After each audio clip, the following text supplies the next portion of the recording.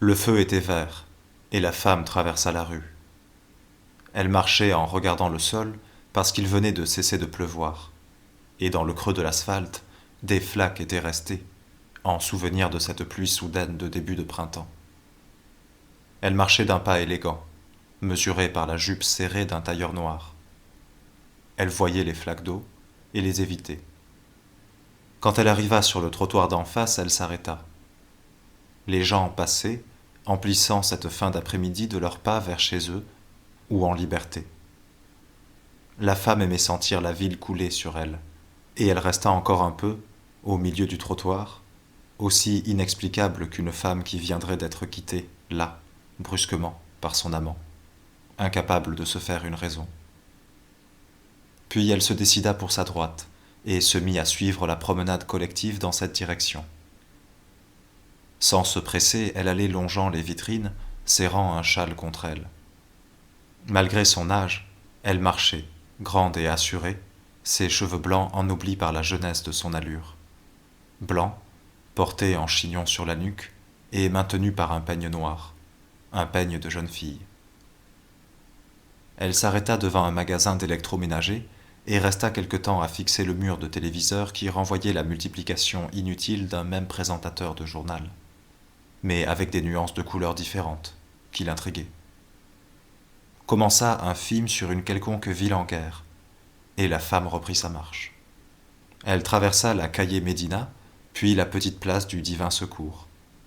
Quand elle arriva devant la Galleria Florencia, elle se tourna pour regarder la perspective de lumière qui s'allongeait dans le ventre du palais et débouchait de l'autre côté dans l'Avenida 24 juillet. Elle s'arrêta. Elle leva les yeux en cherchant quelque chose sur la voûte en fer qui désignait la grande entrée. Mais elle ne trouva rien. Fit quelques pas à l'intérieur de la galerie, puis arrêta un homme. S'excusa et lui demanda comment s'appelait cet endroit. L'homme le lui dit. Alors elle le remercia et lui dit que ça allait être une très belle soirée pour lui. L'homme sourit. Elle se mit ainsi à marcher le long de la Galleria Florencia et vit à un moment un petit kiosque à une vingtaine de mètres d'elle qui formait une saillie dans le mur de gauche, brouillant un instant le profil net de la galerie. C'était un de ces kiosques où l'on vend des billets de loterie. Elle continua à marcher encore un peu, mais arrivée à quelques pas du kiosque, elle s'arrêta. Elle vit que l'homme des billets était assis, lisant un journal. Il l'avait posé sur quelque chose devant lui, et il le lisait. Toutes les parois du kiosque étaient en verre, sauf celle qui s'appuyait contre le mur. À l'intérieur, on voyait l'homme des billets en toutes sortes de bandes multicolores qui pendaient d'en haut. Il y avait une toute petite fenêtre sur le devant, et c'était le guichet par où l'homme des billets parlait avec les gens. La femme replaça en arrière une mèche de cheveux qui était descendue sur ses yeux. Elle se tourna, et pendant un instant resta à observer une jeune fille qui sortait d'un magasin, en poussant un landau. Puis de nouveau elle regarda le kiosque. L'homme des billets lisait. La femme s'approcha et se pencha vers le guichet. « Bonsoir, dit-elle. » L'homme leva les yeux de son journal. Il s'apprêtait à dire quelque chose, mais quand il vit le visage de la femme, il s'arrêta et n'alla pas plus loin. Il resta ainsi à regarder ce visage. « Je voulais acheter un billet. » L'homme fit oui de la tête, mais ensuite il dit une chose qui n'avait rien à voir. « Il y a longtemps que vous attendiez ?»« Non, pourquoi ?» L'homme hocha la tête en continuant à la fixer. « Rien, excusez-moi, dit-il. »« Je voulais un billet, dit la femme. » Alors l'homme se tourna et laissa errer sa main parmi les bandes de billets qui pendaient derrière lui. La femme en montra une plus longue que les autres. « Celle-là, je peux le prendre dans cette bande-là ? Celle-ci ? Oui. » L'homme déchira le billet. Il jeta un coup d'œil au numéro et fit de la tête un signe d'approbation. Il le posa sur la tablette de bois entre la femme et lui. « C'est un bon numéro. »« Comment cela ?» L'homme ne répondit pas parce qu'il examinait le visage de la femme, et il faisait cela comme s'il y cherchait quelque chose. « Vous avez dit que c'est un bon numéro ?» L'homme baissa les yeux sur le billet. « Oui, il y a 2 8 en position symétrique, et les sommes sont égales. »« Qu'est-ce que ça veut dire ?»« Si vous tirez un trait au milieu du numéro, la somme des chiffres de droite est égale à celle de gauche. En général, ça porte chance. »« Et vous, comment le savez-vous ? » « C'est mon métier. La femme sourit. Vous avez raison. Elle posa l'argent sur la tablette. Vous n'êtes pas aveugle, dit-elle. Pardon? Vous n'êtes pas aveugle, n'est-ce pas? L'homme se mit à rire. Non, je ne le suis pas. C'est curieux. Pourquoi est-ce que je devrais être aveugle? Eh bien, ceux qui vendent les billets de loterie le sont toujours. Vraiment? Enfin, peut-être pas toujours, mais souvent. Je crois que les gens aiment bien qu'ils soient aveugles. C'est-à-dire? Mais je ne sais pas. J'imagine que ça a un rapport avec cette histoire que la chance est aveugle. La femme dit cela puis se mit à rire. Elle avait un beau rire, sans aucune fatigue à l'intérieur. En général, ils sont très vieux, et ils regardent autour d'eux comme des oiseaux tropicaux dans la vitrine d'un magasin d'animaux. Elle dit cela avec une grande assurance. Puis elle ajouta, « vous êtes différent. » L'homme dit qu'en effet, il n'était pas aveugle, mais que vieux il l'était. « Quel âge avez-vous » demanda la femme. « J'ai 72 ans, » dit l'homme. Puis il ajouta, « J'aime bien faire ce travail, ça m'embête pas, c'est un bon travail. » Il le dit à voix basse, tranquille. La femme sourit. « Bien sûr, je ne voulais pas dire ça. C'est un travail qui me plaît, j'en suis certaine. » Elle prit le billet et le glissa dans un sac noir, élégant. Puis elle se retourna un instant comme pour vérifier quelque chose, ou voir s'il y avait des gens qui attendaient derrière elle. Pour finir, au lieu de dire au revoir et de s'en aller, elle dit une chose.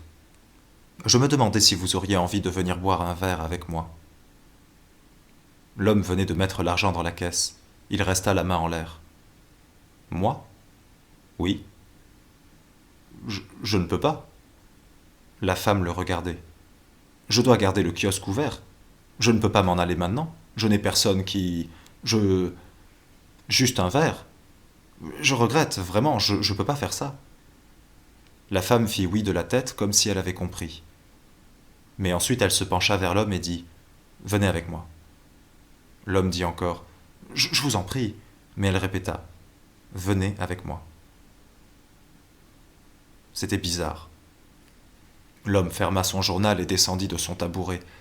Il ôta ses lunettes, les glissa dans un étui en tissu gris, puis, avec beaucoup de soin, commença à fermer le kiosque. Il enchaînait les gestes les uns après les autres, très lentement, en silence, comme si c'était un soir quelconque. La femme attendait debout, tranquille, comme si la chose ne la regardait pas. De temps en temps, quelqu'un passait par là et se retournait pour la regarder. Parce qu'elle avait l'air seule et qu'elle était belle, parce qu'elle n'était pas jeune et qu'elle avait l'air seule. L'homme éteignit la lumière. Il baissa le petit rideau de fer et le fixa au sol par un cadenas. Il avait enfilé un pardessus léger qui lui tombait un peu aux épaules. Il s'approcha de la femme. « J'ai terminé. » La femme lui sourit.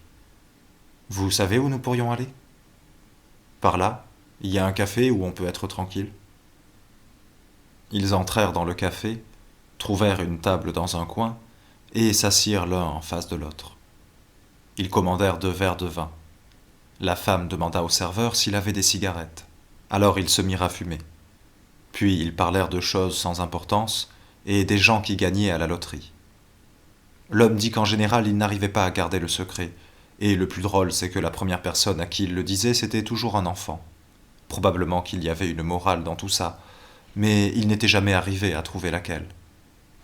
La femme dit quelque chose sur les histoires qui ont une morale et celles qui n'en ont pas.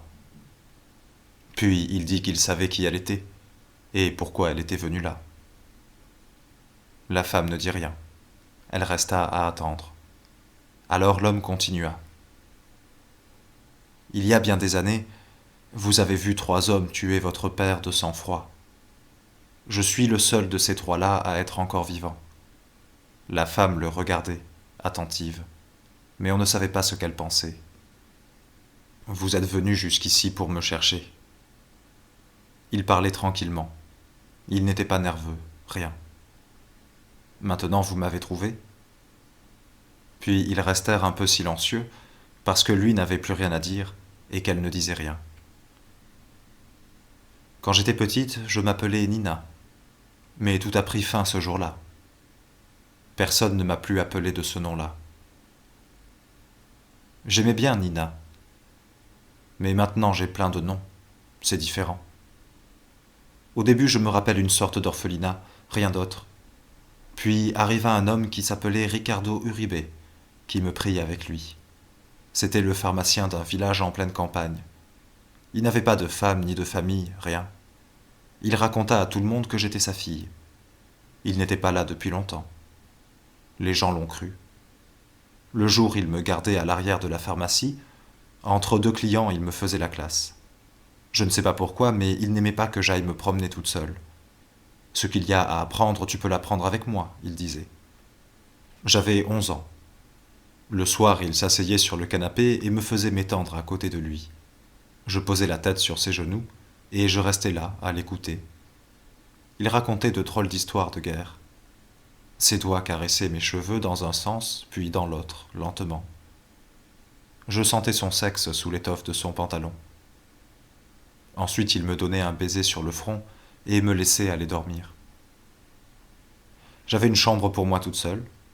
Je l'aidais à faire le ménage dans la pharmacie et dans la maison. Je lavais ses affaires et je faisais la cuisine. Ça avait l'air d'être un brave homme. Il avait très peur, mais je ne sais pas de quoi. Un soir, il se pencha sur moi et m'embrassa sur la bouche. Il continua à m'embrasser comme ça, et en même temps il me mettait les mains sous la jupe et partout. Moi, je ne faisais rien. Et puis, brusquement, il s'écarta de moi et se mit à pleurer et à me demander pardon. Tout à coup, il avait l'air terrorisé. Moi, je ne comprenais pas.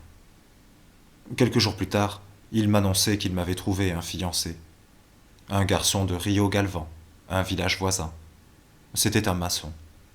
Je l'épouserai dès que j'aurai l'âge. J'allais le voir le dimanche suivant sur la place. C'était un beau garçon, grand et maigre, très maigre. Il se déplaçait avec lenteur, peut-être qu'il était malade ou quelque chose comme ça. On s'est salué et je suis rentré. C'est une histoire comme les autres. Pourquoi voulez-vous l'entendre ? L'homme pensa qu'elle parlait d'une manière étrange, comme si c'était un geste auquel elle n'était pas habituée, ou comme si ce n'était pas sa langue. Elle cherchait les mots en regardant dans le vide. Quelques mois plus tard, un soir d'hiver, Uribe sortit de la maison pour aller au Riviera. C'était une sorte de taverne où on jouait. Uribe y allait chaque semaine, toujours le même jour, le vendredi. Cette fois-là, il joua très tard. Puis il se retrouva avec un poker de valet en main, face à une mise en jeu où il y avait plus d'argent qu'il n'en voyait dans une seule année. Ce fut entièrement une affaire entre lui et le comte de Torrelavide. Les autres avaient mis un peu d'argent, puis ils avaient laissé tomber. Le comte, en revanche, s'était obstiné. Il continuait de relancer. Uribe était sûr de ses cartes, et il suivait. Ils arrivèrent à ce moment où les joueurs perdent le sens de la réalité, et il se passa que le comte mit en jeu sa fazenda de Bellisto. Alors, dans la taverne, tout s'arrêta. « Vous jouez ?»« Non, dit l'homme. Alors je ne crois pas que vous puissiez comprendre. Essayez. Vous ne comprendrez pas. Peu importe. Tout s'arrêta. Il y eut un silence que vous ne comprendrez pas. La femme expliqua que la fazenda de Belcito était la plus belle fazenda de toute la région. Une allée d'orangers montait jusqu'au sommet de la colline, et là, de la maison, on pouvait voir l'océan. Uribe dit qu'il n'avait rien à jouer qui vaille Belcito, et il posa ses cartes sur la table. Alors le comte dit qu'il pouvait toujours jouer sa pharmacie, et puis il se mit à rire comme un fou, et quelques-uns de ceux qui étaient là se mirent à rire aussi. Uribe souriait. Il avait encore la main sur ses cartes, comme pour leur dire au revoir. Le comte redevint sérieux, se pencha en avant par-dessus la table, regarda Uribe dans les yeux et lui dit « Tu as une jolie petite fille pourtant. » Uribe ne comprit pas tout de suite. Il sentait les regards de tous sur lui, et il n'arrivait pas à réfléchir. Le comte lui simplifia la situation. « Belcito contre ta fille, Uribe. C'est une proposition honnête. » Et il posa sur la table ses 5 cartes couvertes, exactement sous le nez d'Uribe. Uribe les fixa sans les toucher. Il dit quelque chose à mi-voix, mais personne n'a jamais pu me dire quoi.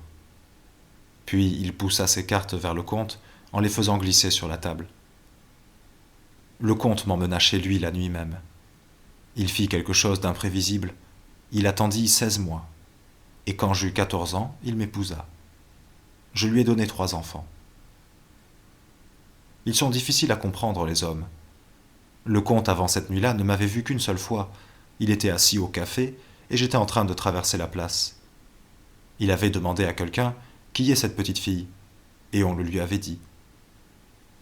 Dehors, il avait recommencé à pleuvoir, si bien que les cafés s'étaient remplis de gens. Il fallait parler fort pour se comprendre, ou se tenir plus près.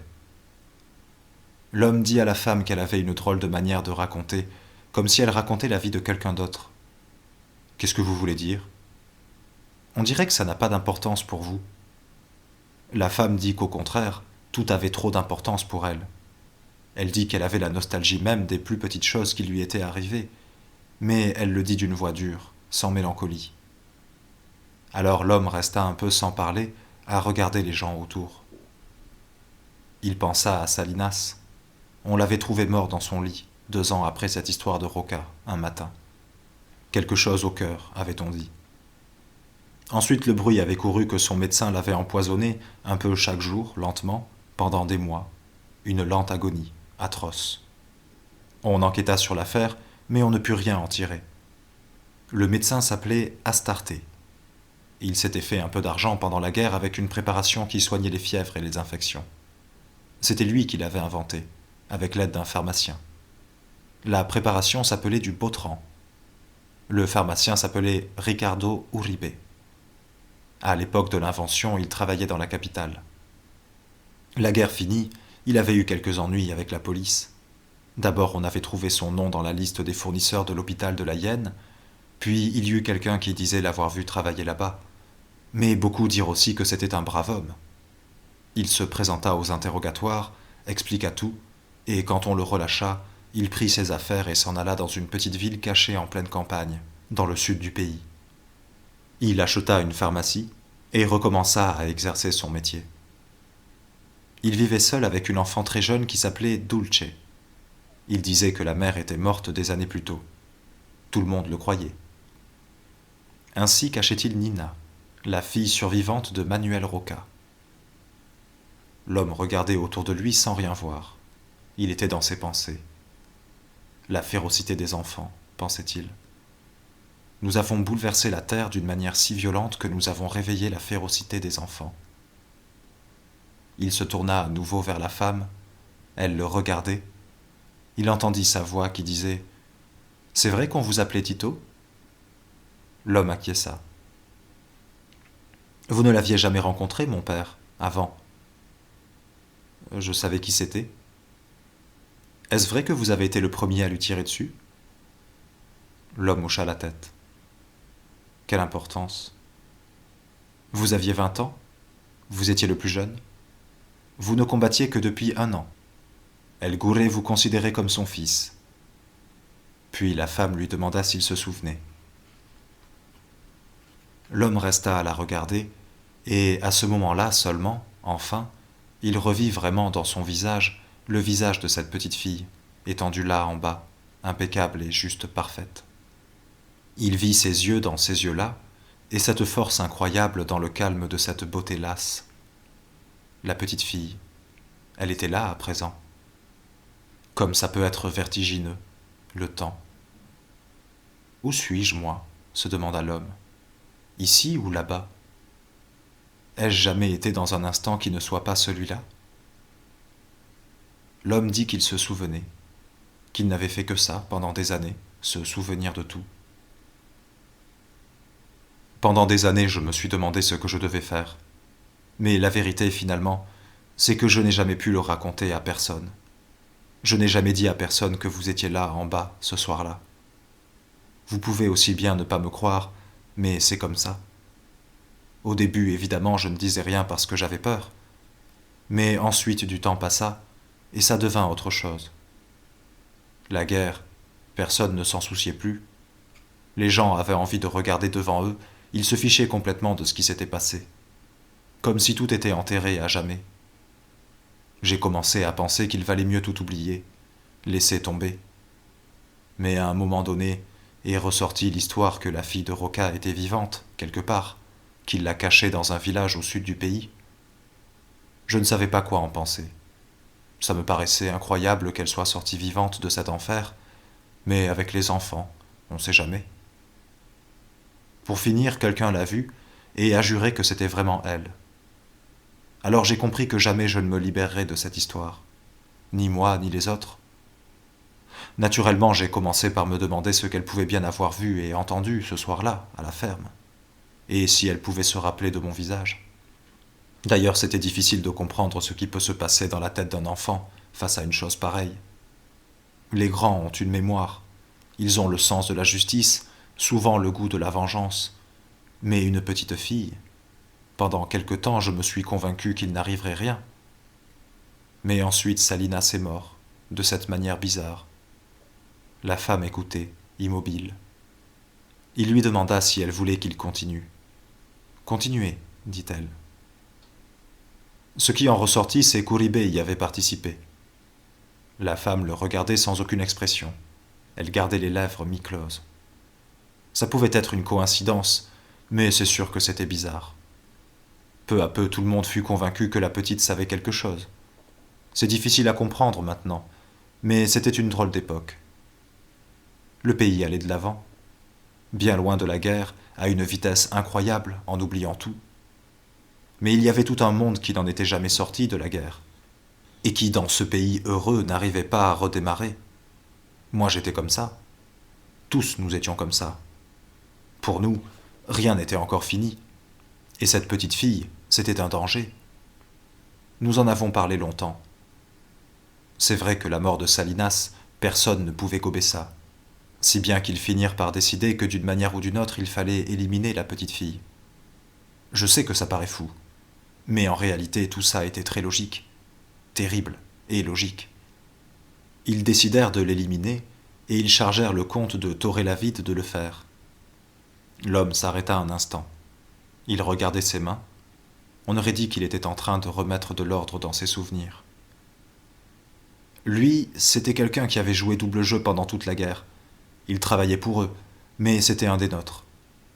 Il alla voir Uribe et lui demanda s'il préférait passer sa vie en tôle pour l'assassinat de Salinas ou disparaître dans la nature et lui laisser la petite. Uribe était un lâche. Il lui aurait suffi de rester tranquille et aucun tribunal n'aurait jamais pu le coincer. Mais il prit peur et s'en alla. Il mourut une dizaine d'années plus tard dans un petit village perdu de l'autre côté de la frontière. Il laissa un mot disant qu'il n'avait rien fait et que Dieu poursuivrait ses ennemis jusqu'en enfer. La femme se retourna pour regarder une fille qui riait fort, accoudée au comptoir du café. Puis elle prit le châle qu'elle avait posé sur le dossier de sa chaise et le mit sur ses épaules. « Continuez, dit-elle. » L'homme continua. Tout le monde s'attendait à ce que le comte la fasse disparaître, mais il ne le fit pas. Il la garda avec lui dans sa maison. On lui fit comprendre qu'il devait la tuer, mais il n'en fit rien et continua de la cacher chez lui. Il finit par dire « Vous ne devez pas vous inquiéter pour la petite », et il l'épousa. On ne parla de rien d'autre pendant des mois dans la région. La petite fille devint grande et donna au comte 3 enfants. Personne ne la voyait jamais dans le coin. On l'appelait Dona Sol, parce que c'était le nom que le comte lui avait donné. On disait d'elle des choses bizarres, qu'elle ne parlait pas, qu'elle n'avait jamais parlé. Depuis l'époque d'Uribe, personne ne l'avait jamais entendu parler. Peut-être que c'était une maladie. Peut-être qu'elle était simplement faite comme ça. Sans savoir pourquoi, les gens avaient peur d'elle. La femme sourit. Elle tira ses cheveux en arrière dans un geste de jeune fille. Comme il se faisait tard, le serveur vint et demanda s'il voulait manger là. Dans un coin du café étaient arrivés 3 types qui avaient commencé à jouer de la musique. Ils jouaient des airs de danse. L'homme dit qu'il n'avait pas faim. « C'est moi qui vous invite, » dit la femme en souriant. L'homme trouvait ça absurde, mais la femme insista. Elle dit qu'il pouvait manger un gâteau. « Ça vous va un gâteau ?» L'homme fit signe que oui. « Bon, alors un gâteau. Prenons un gâteau. » Le serveur dit que c'était une bonne idée. Puis il ajouta qu'il pouvait rester là aussi longtemps qu'il voudrait, qu'il ne s'inquiète pas. C'était un jeune. Il parlait avec un drôle d'accent. Ils le virent repartir vers le comptoir, hurlant la commande à quelqu'un d'invisible. « Vous venez souvent ici » demanda la femme. « Non. »« C'est bien cet endroit. » L'homme regarda autour de lui, dit qu'en effet, toutes ces histoires, ce sont vos amis qui vous les ont racontées? Oui. Et vous y croyez? Oui. La femme dit quelque chose à voix basse, puis demanda à l'homme de lui raconter le reste. À quoi ça sert? Faites-le, je vous en prie. Ce n'est pas mon histoire, c'est la vôtre. Vous la connaissez mieux que moi. Ce n'est pas dit. L'homme hocha la tête. Il regarda de nouveau ses mains. Un jour j'ai pris le train et je suis allé à Belle-Cîteaux. Bien des années avaient passé. J'arrivais à dormir la nuit, et autour de moi il y avait des gens qui ne m'appelaient pas Tito. Je pensais que je m'en étais sorti, que la guerre était vraiment finie et que je n'avais plus qu'une seule chose à faire. J'ai pris le train et je suis allé à Belle-Cîteaux pour dire au comte cette histoire de la trappe et de la petite fille, tout ça. Il savait qui j'étais. Il fut très gentil, m'emmena dans sa bibliothèque, m'offrit à boire et me demanda de quoi j'avais besoin. Je lui dis: cette nuit-là, vous savez, à la ferme de Matorujo. Et lui, non. La nuit de Manuel Roca. Je ne sais pas de quoi vous parlez. Il dit ça avec une grande tranquillité, avec douceur même.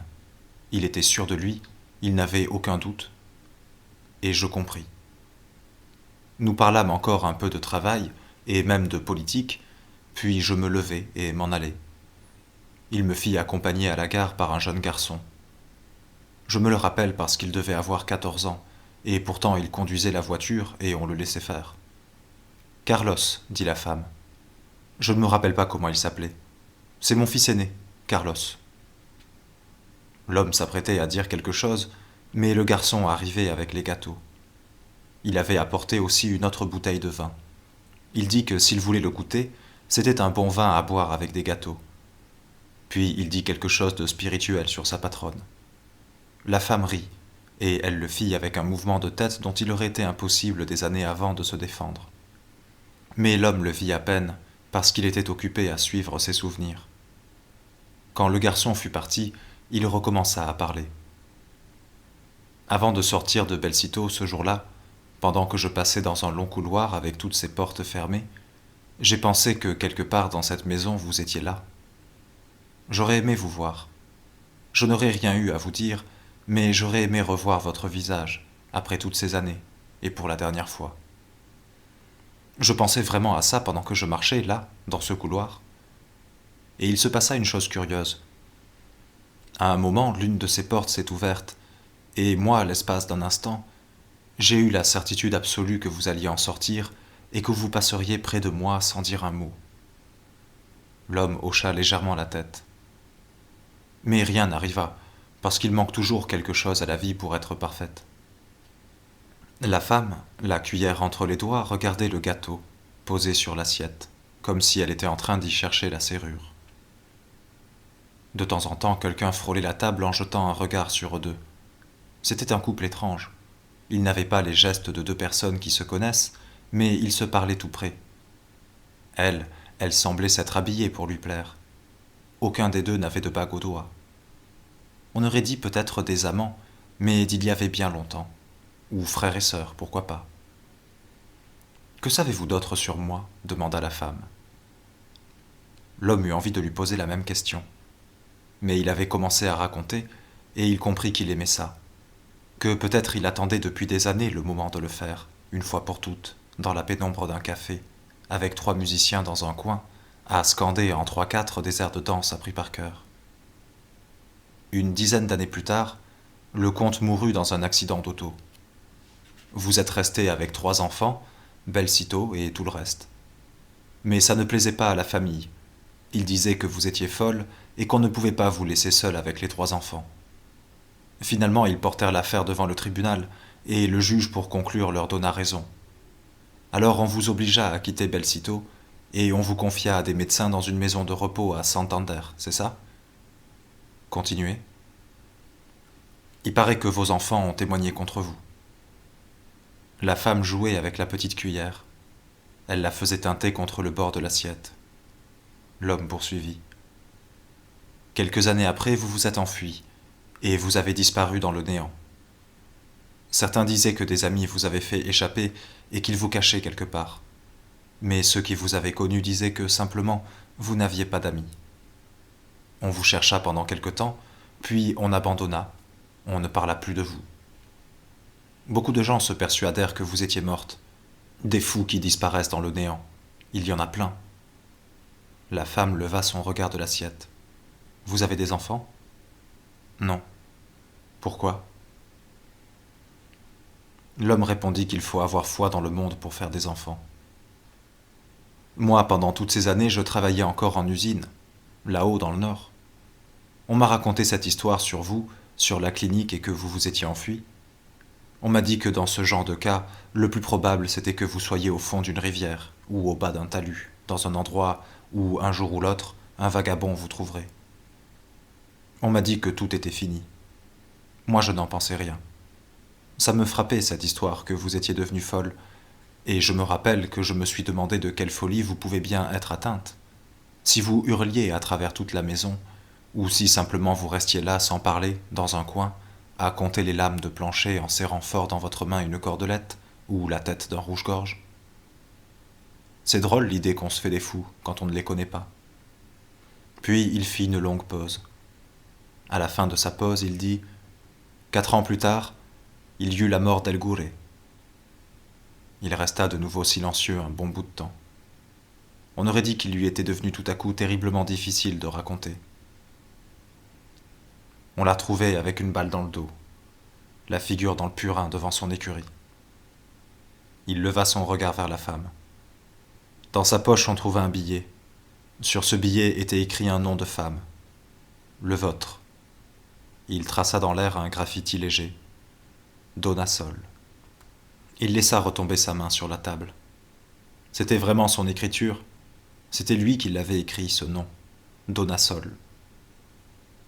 Les 3 musiciens, là-bas, derrière, attaquèrent un genre de valse, grignotant sur le tempo, en jouant en sourdine. Depuis ce jour, j'ai commencé à vous attendre. La femme avait relevé la tête et elle était en train de le fixer. J'ai compris que rien ne pourrait vous arrêter et qu'un jour vous arriveriez aussi jusqu'à moi. Je n'ai jamais pensé que vous pourriez me tuer en me tirant dans le dos ou en m'envoyant un type quelconque qui ne me connaissait même pas. Je savais que ce serait vous qui viendrez et que vous me regarderiez en face et qu'avant vous me parleriez. Parce que j'étais celui qui avait ouvert la trappe ce soir-là et qui ensuite l'avait refermée et que ça vous ne l'auriez pas oublié. L'homme attendit encore un instant, puis dit la seule chose qu'il avait encore envie de dire. J'ai porté ce secret en moi toute ma vie comme une maladie. Je méritais d'être assis avec vous. Puis l'homme se tut. Il sentait son cœur battre vite jusque dans le bout de ses doigts, et à ses tempes il pensa qu'il était assis dans un café, en face d'une vieille dame folle, qui d'un moment à l'autre pouvait se lever et le tuer.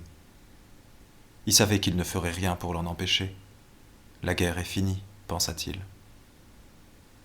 La femme regardait autour d'elle et de temps en temps jetait un coup d'œil dans l'assiette vide. Elle ne parlait pas, et depuis que l'homme avait cessé de raconter, elle avait cessé de le regarder. Elle avait l'air d'être assise à une table toute seule à attendre quelqu'un. L'homme s'était laissé aller en arrière contre le dossier. Maintenant il paraissait plus petit et fatigué. Il observait comme de loin les yeux de la femme qui errait à travers le café et sur la table, se posant partout, mais pas sur lui. Il se rendit compte qu'il avait encore son pardessus sur le dos, alors il enfonça ses mains dans les poches. Il sentit le col lui tirer à la nuque, comme si dans ses poches il avait mis 2 pierres. Il pensa aux gens autour, et il trouva drôle que personne, à ce moment-là, ne puisse se rendre compte de ce qui se passait. C'est difficile de voir 2 vieux à une table et de deviner qu'en ce moment précis, ils seraient capables de tout. Pourtant c'était ça, parce qu'elle était un fantôme et lui un homme dont la vie s'était conclue il y avait bien longtemps. Si les gens le savaient, pensa-t-il, là ils auraient peur. Puis il vit que les yeux de la femme étaient devenus brillants. Qui sait où il passe en ce moment le fil de ses pensées, se demanda-t-il. Son visage était immobile, sans expression. Seuls ses yeux étaient ainsi. Était-ce pleurer, cela ? Il pensa encore qu'il n'aimerait pas mourir là, à l'intérieur, avec tous ces gens qui regardaient. Puis la femme se mit à parler, et voici ce qu'ils se dirent. Uribe souleva les cartes du comte et les fit glisser lentement entre ses doigts, en les découvrant une à une. Je ne crois pas qu'il ait pensé à ce moment-là à ce qu'il perdait. Il pensa sûrement à ce qu'il ne gagnait pas. Je ne comptais pas beaucoup pour lui. Il se leva et salua la compagnie, poliment. Personne ne se mit à rire, personne n'osa rien dire. Il n'avait jamais vu ça, là-bas, une main pareille au poker. Maintenant, dites-moi, pourquoi cette histoire devrait-elle être plus fausse que celle que vous m'avez racontée? Mon père était un père magnifique. Vous ne me croyez pas? Et pourquoi? Pourquoi cette histoire devrait-elle être plus fausse que la vôtre? On a beau s'efforcer de vivre une seule vie, les autres verront 1000 autres vies dedans, et c'est pour ça qu'on n'arrive pas à éviter de se faire du mal. Savez-vous que je sais tout de ce soir-là? Et pourtant je ne me rappelle presque rien. J'étais là, en bas, je ne voyais pas, j'entendais des choses, et ce que j'entendais était tellement absurde. On aurait dit un rêve. Il s'est évanoui entièrement dans cet incendie. Les enfants ont un talent particulier pour oublier. Mais on m'a raconté ensuite, alors je sais tout. Est-ce qu'on m'a menti? Je ne sais pas. Je n'ai jamais eu la possibilité de me le demander. Vous êtes entré dans la maison, vous lui avez tiré dessus, vous, ensuite Salinas lui a tiré dessus, et pour finir, El Gouré lui a enfilé le canon de son fusil mitrailleur dans la gorge et lui a fait exploser la tête avec une seule rafale, courte et sèche. Comment je le sais? C'est lui qui l'a raconté. Il aimait bien le raconter. C'était un animal. Tous vous étiez des animaux. Vous l'êtes tous, vous les hommes, toujours à la guerre. Comment Dieu pourrait-il jamais vous pardonner? Arrêtez. Regardez-vous. Vous avez l'air d'un homme normal. Vous avez un pardessus élimé, et quand vous enlevez vos lunettes, vous les rangez soigneusement dans leur étui gris. Vous vous essuyez la bouche avant de boire. Les vitres de votre kiosque brillent. Quand vous traversez la rue, vous regardez bien à gauche et bien à droite. Vous êtes un homme normal. Et pourtant, vous avez vu mon frère mourir sans aucune raison. C'était juste un enfant avec un fusil. Une rafale et ça y est. Et vous étiez là. Et vous n'avez rien fait. Vous aviez 20 ans, bon Dieu de bon sang. Vous n'étiez pas un vieux décrépit, vous étiez un garçon de 20 ans. Et pourtant, vous n'avez rien fait. Vous voulez bien m'expliquer, s'il vous plaît? Me dire comment c'est possible, tout ça? Vous avez un moyen pour m'expliquer qu'en effet, ça peut arriver, une chose pareille, que ce n'est pas le cauchemar d'un malade? C'est une chose qui s'est passée. Vous voulez me dire comment c'est possible? Nous étions des soldats. Qu'est-ce que ça veut dire?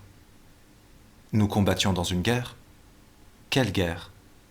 Elle était finie, la guerre. Pas pour nous. Pas pour vous. Vous ne savez rien de ça. Alors dites-moi ce que je ne sais pas. Nous avions foi en un monde meilleur. Qu'est-ce que ça veut dire? Qu'est-ce que ça veut dire? On ne pouvait plus revenir en arrière. Quand les gens commencent à se tuer entre eux, on ne revient plus en arrière. On ne voulait pas en arriver là, nous. Ce sont les autres qui ont commencé. Après, il n'y avait plus rien à faire. Mais qu'est-ce que ça veut dire un monde meilleur? Un monde juste, où les faibles ne doivent pas souffrir à cause de la méchanceté des autres, où n'importe qui peut avoir droit au bonheur. Et vous, vous y croyez? Bien sûr que j'y croyais. Tous nous y croyions. C'était faisable, et nous savions comment. Vous le saviez? Ça vous paraît tellement bizarre? Oui. Pourtant nous le savions. Et nous avons lutté pour ça, pour pouvoir faire ce qui était juste. En tirant sur des enfants. Oui, si c'était nécessaire. Mais qu'est-ce que vous racontez? Vous ne pouvez pas comprendre. Je peux comprendre. Expliquez-moi, et je comprendrai. C'est comme la terre. On ne peut pas semer sans labourer. D'abord, il faut ouvrir la terre. Il faut passer à travers la souffrance, vous comprenez? Non. Il y avait des tas de choses que nous devions détruire pour pouvoir construire ce que nous voulions. C'était la seule manière. Nous devions être capables de souffrir et de faire souffrir. Celui qui supporterait le mieux la douleur gagnerait. On ne peut pas rêver d'un monde meilleur et penser qu'on va vous le donner juste parce que vous le demandez. Les autres n'auraient jamais cédé. Il fallait combattre. Et une fois qu'on avait compris ça, ça ne faisait plus de différence que ce soit des vieux ou des enfants, tes amis ou tes ennemis. On était en train d'ouvrir la terre. Il n'y avait rien à faire. Il n'y avait pas moyen de faire ça sans que ce soit douloureux. Et quand tout nous semblait trop affreux, nous avions notre rêve qui nous protégeait. Nous savions que, si élevé qu'en soit le prix, immense serait la récompense. Parce que nous ne nous battions pas pour un peu d'argent, ou pour un champ à cultiver, ou pour un drapeau. Nous nous battions pour un monde meilleur. Vous comprenez ce que ça veut dire ? Nous étions en train de redonner à des millions d'hommes une vie décente et la possibilité d'être heureux, de vivre et de mourir dans la dignité sans être piétinés ou ridiculisés. Nous n'étions rien, mais eux, ils étaient tout. Des millions d'hommes. Nous, on était là pour eux. Que voulez-vous ? Que ce soit un enfant qui meurt contre un mur, ou 10 enfants, ou 100. Il fallait ouvrir la terre, et nous l'avons fait. Des millions d'autres enfants attendaient que nous le fassions, et nous l'avons fait. Peut-être que vous devriez... Vous y croyez vraiment ? Bien sûr que j'y crois. Après toutes ces années, vous y croyez encore ? Pourquoi est-ce que je ne devrais pas ? La guerre, vous l'avez gagnée ? Ce monde vous paraît meilleur ? Je ne me le suis pas demandé. Ce n'est pas vrai. Vous vous l'êtes demandé 1000 fois, mais vous avez peur de répondre. Comme vous vous êtes demandé 1000 fois ce que vous faisiez ce soir-là à Matorujo, à combattre alors que la guerre était déjà finie, à tuer de sang-froid un homme que vous n'aviez jamais vu, sans même lui accorder le droit à un tribunal, simplement le tuer pour la seule raison que vous aviez commencé à tuer et que vous n'étiez plus capable de vous arrêter. Et pendant toutes ces années, 1000 fois vous vous êtes demandé pourquoi vous y êtes entré dans cette guerre. Et pendant tout ce temps, vous avez retourné votre idée de monde meilleur dans votre tête pour ne pas penser au jour où on vous a apporté les yeux de votre père, et pour ne pas revoir tous ces autres morts assassinés qui, en ce temps-là, comme aujourd'hui, emplissaient votre mémoire, comme un souvenir insupportable qui est la vraie, l'unique raison pour laquelle vous avez combattu. Parce que vous n'aviez que ça en tête, vous venger. Vous devriez être capable de le prononcer aujourd'hui, ce mot, vengeance. Vous tuiez par vengeance. Il n'y a pas de honte à ça. C'est le seul remède qu'il y ait contre la douleur. C'est tout ce qu'on a trouvé pour ne pas devenir fou. C'est la drogue qui nous rend capables de combattre. Mais vous ne vous en êtes plus libéré. Elle a brûlé votre vie entière, elle l'a remplie de fantômes. Pour survivre à 4 années de guerre, vous avez brûlé votre vie entière. Aujourd'hui, vous ne savez même plus. Ce n'est pas vrai. Vous ne vous rappelez même plus ce que c'est la vie. Et qu'est-ce que vous en savez, vous ? Évidemment, qu'est-ce que je peux en savoir, moi ? Je ne suis qu'une vieille folle, c'est ça ? Je ne peux pas comprendre, moi. J'étais une petite fille en ce temps-là. Qu'est-ce que j'en sais ? Je vais vous dire ce que j'en sais. J'étais couché dans un trou, sous la terre. 3 hommes sont arrivés, ils ont pris mon père, et ensuite... Arrêtez. Vous n'aimez pas cette histoire ? Je ne me repens de rien. Il fallait se battre et nous l'avons fait. On n'est pas resté à la maison, les fenêtres fermées, en attendant que ça passe. On est sorti de notre trou sous la terre, et on a fait ce qu'on avait à faire. Voilà la vérité. Tout le reste, vous pouvez le dire aujourd'hui. Vous pouvez trouver toutes les raisons que vous voulez, mais aujourd'hui c'est différent. Il fallait y être pour comprendre. Vous n'y étiez pas. Vous étiez une petite fille. C'est pas votre faute, mais vous ne pouvez pas comprendre. Expliquez-moi, je comprendrai. Je suis fatigué maintenant. Nous avons tout le temps que nous voulons. Expliquez-moi, je vous écouterai. Je vous en prie, laissez-moi tranquille. Pourquoi ? Faites ce que vous avez à faire, mais laissez-moi tranquille. De quoi avez-vous peur ? Je n'ai pas peur. Alors c'est quoi ? Je suis fatigué. De quoi ? S'il vous plaît. S'il vous plaît. Alors la femme baissa les yeux. Puis elle se laissa aller en arrière et s'écarta de la table, s'appuyant contre le dossier de la chaise. Elle jeta un regard autour d'elle, comme si elle découvrait à ce moment-là, brusquement, où elle était. L'homme restait assis. Il torturait ses doigts en serrant ses mains l'une dans l'autre, mais c'était la seule chose qui bougeait chez lui. Au fond du café, les trois autres jouaient des chansons d'un autre temps. Quelqu'un dansait. Pendant un moment, ils restèrent ainsi, en silence. Puis la femme dit quelque chose à propos d'une fête il y avait bien longtemps de ça, où se trouvait un chanteur célèbre qui l'avait invité à danser. À voix basse, elle raconta qu'il était vieux, mais qu'il se déplaçait avec une grande légèreté. Et avant que la musique ne finisse, il lui avait expliqué que le destin d'une femme était écrit dans sa façon de danser. Puis il lui avait dit qu'elle dansait comme si danser était un péché. La femme rit et recommença à regarder autour d'elle. Puis elle raconta autre chose. C'était à propos de ce soir-là, à Matorujo. Elle dit que quand elle avait vu se soulever le volet de la trappe, elle n'avait pas eu peur. Elle s'était tournée pour regarder la tête de ce garçon, et tout lui avait paru très naturel, et même évident. Elle dit que d'une certaine façon, elle aimait ce qui se passait là. Puis il avait baissé le volet, et alors oui, elle avait eu peur, la plus grande peur de sa vie. L'obscurité qui revenait, le bruit des panières de nouveau traînées au-dessus de sa tête, les pas du garçon qui s'éloignait. Elle s'était sentie perdue. Et cette terreur ne l'avait plus jamais quittée. Elle resta un peu silencieuse et elle ajouta que c'était drôle ce qu'il y a dans la tête des enfants. Je crois qu'à ce moment-là, dit la femme, je n'ai désiré qu'une seule chose, que ce garçon m'emmène avec lui. Puis elle continua à dire d'autres choses sur les enfants et sur la peur, mais l'homme ne les entendit pas, car il essayait de rassembler les mots pour dire une chose qu'il aurait aimé que la femme sache.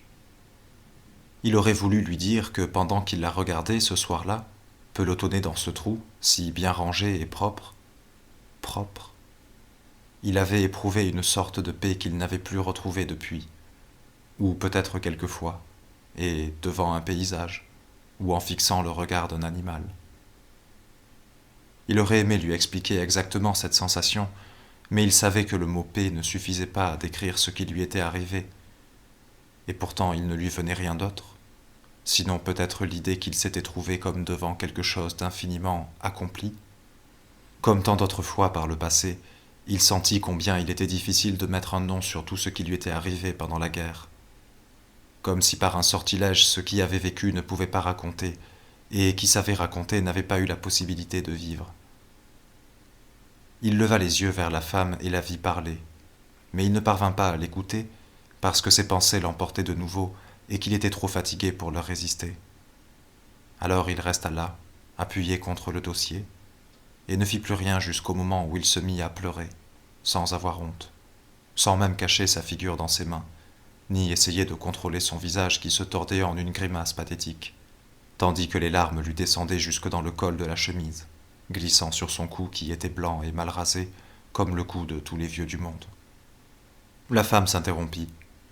Elle ne s'était pas rendue compte tout de suite qu'il s'était mis à pleurer, et maintenant elle ne savait trop que faire. Elle se pencha un peu par-dessus la table et murmura quelque chose tout bas. Puis instinctivement elle se tourna vers les autres tables et vit ainsi que deux jeunes gens, assis tout près, étaient en train de regarder l'homme, et l'un des deux riait. Alors elle lui cria quelque chose, et quand le jeune homme se tourna vers elle, elle le regarda dans les yeux et lui dit fort « Va te faire foutre !» Puis elle remplit le vin de verre de l'homme et l'approcha de lui. Elle ne dit plus rien, s'appuya de nouveau contre le dossier. L'homme continuait à pleurer. De temps en temps, elle lançait autour d'elle des coups d'œil méchants comme une femelle d'animal planté devant la tanière de ses petits. « C'est qui ces deux-là » demanda la dame qui était derrière le comptoir. Le serveur comprit qu'elle parlait des deux vieux là-bas, à la table. « Tout va bien, dit-il. Tu les connais ? Non ? Le vieux pleurait tout à l'heure. Je sais. Ils sont quand même pas saouls. Non, non, non, tout va bien. Mais tu vas me dire pourquoi il faut qu'ils viennent ici pour... Le serveur trouvait qu'il n'y avait rien de mal à pleurer dans un café. Mais il ne dit rien. C'était le jeune avec un drôle d'accent. Il posa sur le comptoir 3 verres vides et revint parmi les tables. La dame se tourna vers les deux vieux et resta un peu à les regarder. Elle, ça a dû être une belle femme. Elle le dit à voix haute, même s'il n'y avait personne pour l'écouter. Quand elle était jeune, elle rêvait de devenir actrice de cinéma. Tout le monde disait qu'elle était une fille pleine d'assurance, et elle aimait chanter et danser. Elle avait une belle voix, assez commune, mais belle. Puis elle avait rencontré un représentant de produits de beauté qui l'avait emmenée dans la capitale pour faire des photos pour une crème de nuit. Elle avait envoyé les photos chez elle, glissées dans une enveloppe avec un peu d'argent. Pendant quelques mois, elle avait essayé le chant, mais ça ne démarrait pas. Ça marchait mieux avec les photos. Des lacs, des rouges à lèvres, et une fois un genre de collyre contre les yeux rouges. Le cinéma, elle y avait renoncé. On disait qu'il fallait coucher avec tout le monde, et ça, elle ne voulait pas.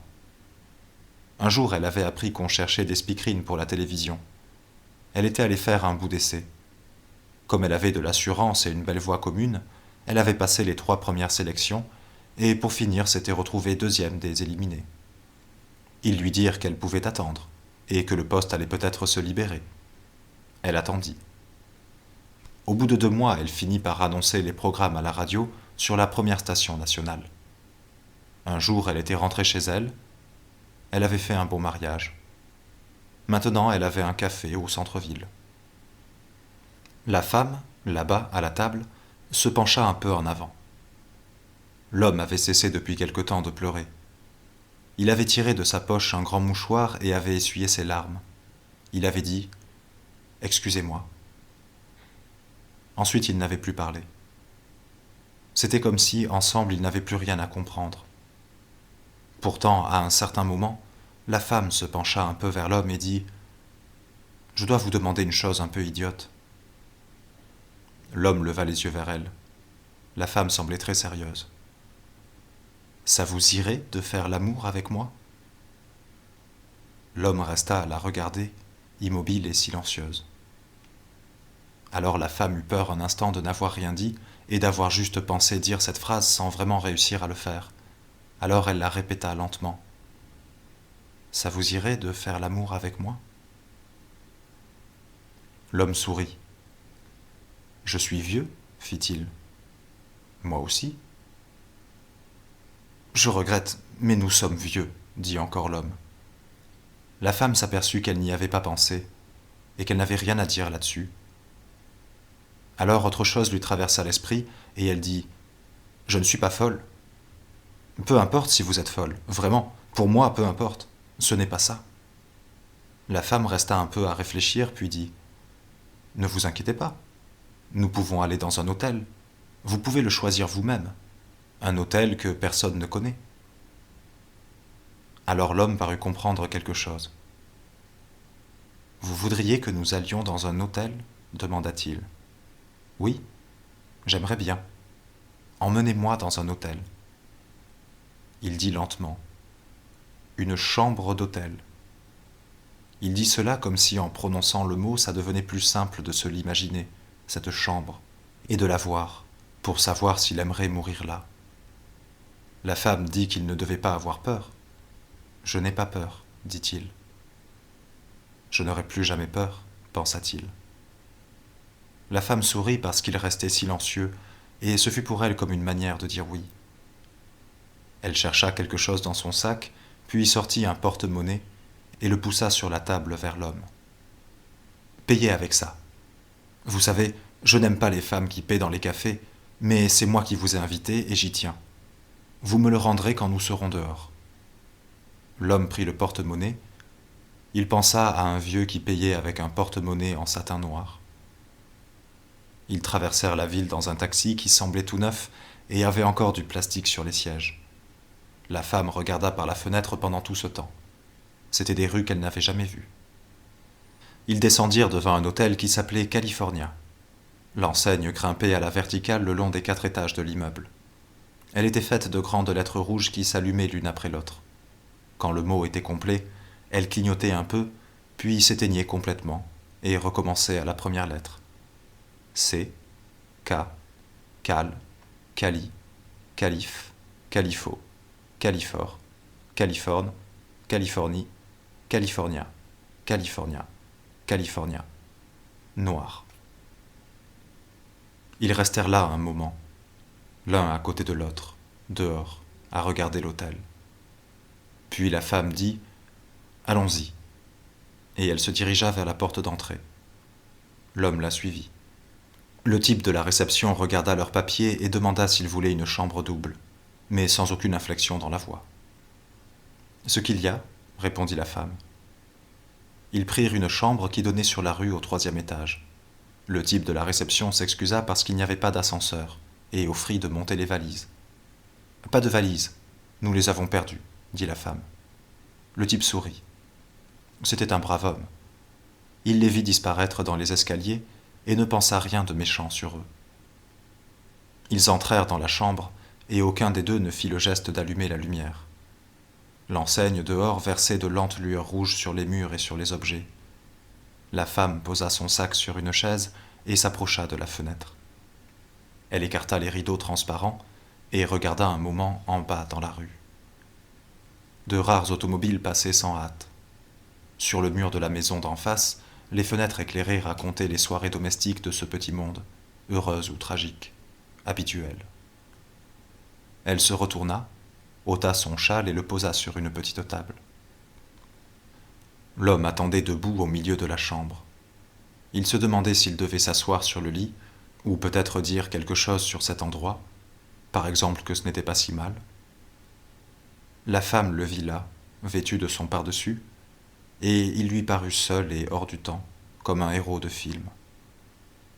Elle s'approcha de lui, ouvrit son pardessus, et en le faisant glisser de ses épaules, le laissa tomber par terre. Ils étaient si proches. Ils se regardèrent dans les yeux, et c'était la seconde fois dans leur vie. Puis lui, lentement, se pencha sur elle parce qu'il avait décidé de l'embrasser sur les lèvres. Elle ne bougea pas et dit à voix basse « Ne soyez pas ridicule ». L'homme s'arrêta net et resta ainsi, légèrement penché en avant, avec dans le cœur l'exacte sensation que tout s'arrêtait là. Mais la femme leva le bras lentement, et faisant un pas en avant, elle le prit dans ses bras. D'abord avec douceur, puis en se serrant contre lui avec une force irrémédiable, la tête posée contre son épaule, et tout le corps tendu pour chercher le sien. L'homme avait les yeux ouverts. Il voyait en face de lui la fenêtre clignoter. Il sentait le corps de la femme qui le serrait, et ses mains à elle, légères dans ses cheveux. Il ferma les yeux, prit la femme dans ses bras, et de toute sa force de vieux la serra contre lui. Quand elle commença à se déshabiller en souriant, elle dit « Ne vous attendez pas à des merveilles ». Quand il se coucha sur elle en souriant, il dit « Vous êtes tellement belle ». D'une chambre voisine arrivait le son d'une radio, à peine perceptible. Étendu sur le dos, dans le grand lit, complètement nu, l'homme fixait le plafond en se demandant si c'était la fatigue qui lui faisait tourner la tête ou le vin qu'il avait bu. Près de lui, la femme restait immobile, les yeux fermés, tournés vers lui, la tête posée sur l'oreiller. Il se tenait par la main. L'homme aurait voulu l'entendre parler encore, mais il comprenait qu'il n'y avait plus rien à dire, et que n'importe quelle parole aurait été ridicule à ce moment-là. Aussi se taisait-il, laissant le sommeil brouiller ses idées, et lui apporter le souvenir estompé de ce qui s'était passé ce soir-là. La nuit, dehors, était illisible, et le temps dans lequel il était en train de se perdre était sans mesure. Il pensa qu'il devait de la reconnaissance à cette femme, parce qu'elle l'avait conduit jusque-là, en le tenant par la main, pas à pas, comme une mère un enfant. Elle l'avait fait avec sagesse et sans hâte. Maintenant, ce qui restait à faire ne serait pas difficile. Il serra la main de la femme à l'intérieur de la sienne, et elle lui rendit son étreinte. Il aurait voulu se tourner vers elle pour la regarder, mais ce qu'il fit, ce fut lâcher sa main et se mettre sur le côté, en lui tournant le dos. Il lui sembla que c'était ce qu'elle attendait de lui. Quelque chose comme un geste qui la laisserait libre de penser et d'une certaine façon lui offrirait un peu de solitude pour y décider du dernier acte. Il sentit que le sommeil s'apprêtait à l'emporter. L'idée lui traversa encore l'esprit qu'il regrettait d'être nu, parce qu'on le trouverait comme ça, et tout le monde le regarderait. Mais il n'osa pas le dire à la femme. Alors il tourna à peine la tête vers elle, mais pas assez pour la voir, et dit Je voudrais que vous sachiez que mon nom, c'est Pedro Cantos. La femme le répéta lentement. Pedro Cantos. L'homme dit oui. Puis il reposa la tête sur l'oreiller et ferma les yeux. Nina continua quelque temps à se répéter mentalement ce nom. Il glissait sans heurts comme une bille de verre sur un plateau incliné. Elle se tourna pour regarder son sac, posé sur une chaise, près de la porte. Elle pensa aller le prendre, mais elle ne le fit pas et resta étendue sur le lit. Elle pensa au kiosque à billets, au serveur du café, au taxi avec les sièges recouverts de plastique. Elle revit Pedro Cantos qui pleurait, les mains enfoncées dans les poches de son pardessus. Elle le revit tandis qu'il la caressait sans avoir le courage de respirer. « Je n'oublierai jamais ce jour, » se dit-elle.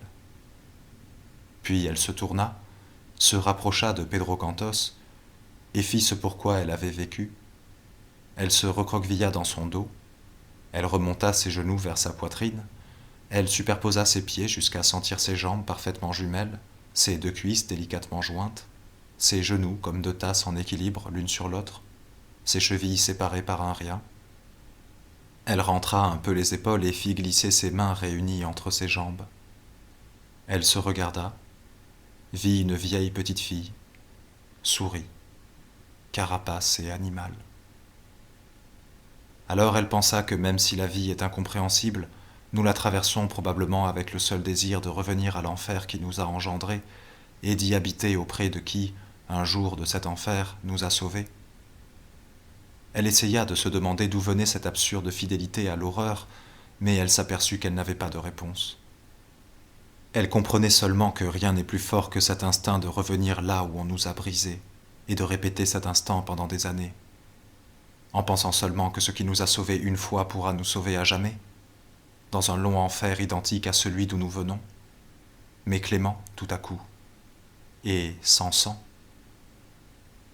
L'enseigne égrenée au dehors son rosaire de lumière rouge, on aurait dit les lueurs d'une maison en flammes. Nina appuya son front contre le dos de Pedro Cantos, elle ferma les yeux et s'endormit.